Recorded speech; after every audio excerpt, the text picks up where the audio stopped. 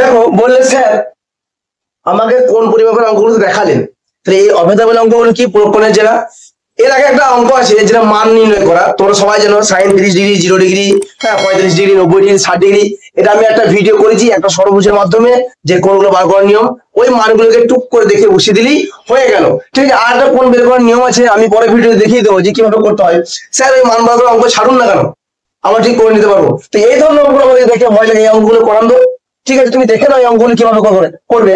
তো দেখো এই অঙ্কগুলো কেমন দেওয়া রয়েছে, যে 5 sin square theta plus 4 cos square theta equal two 9/2 হলে tan থিটার মান কত।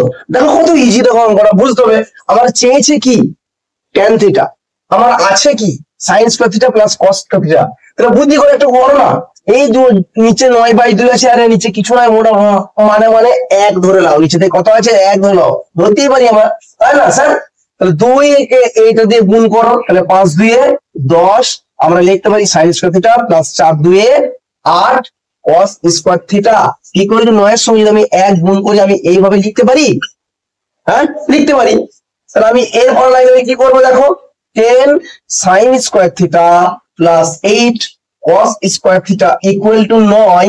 আমি একের জায়গায় কি লিখতে পারি, আমরা জানি যে sin square theta plus cos square theta equal to 1। তো দেখো একের জায়গায় আমি লিখতেই পারি, ঠিক না বলো। দেখো এরপরে কি হয়, তাহলে 10 sin square theta plus 8 cos square theta equal two, এটা গুণ করে দাও, simple sin 9 sin square theta plus 9 cos square theta. দেখো কত ইজিলি আমি একটা জিনিস পেয়ে গেলাম। তাহলে 10 sin স্কয়ার থিটা মাইনাস এই 9 নিয়ে চলে এসো, সাইন থেকে 9 sin square theta equal two, আমি এইটাকে এখানে লিখতে পারি 9 cos square theta, 9 cos square theta minus এই cosটাকে আমি এদিকে নিয়ে চলে যাব 8 cos স্কয়ার থিটা। দেখো একটা ফিগার দাঁড়িয়ে গেল, ঠিক আছে, কি সুন্দর ফিগার। 10 sin স্কয়ার থেকে 9 sin স্কয়ার বাদ দিলে শুধু sin square theta equal two 9 থেকে 8 বাদ দিলে শুধু cos স্কয়ার থিটা দাঁড়া গেল। তাহলে কি হয়ে যাবে,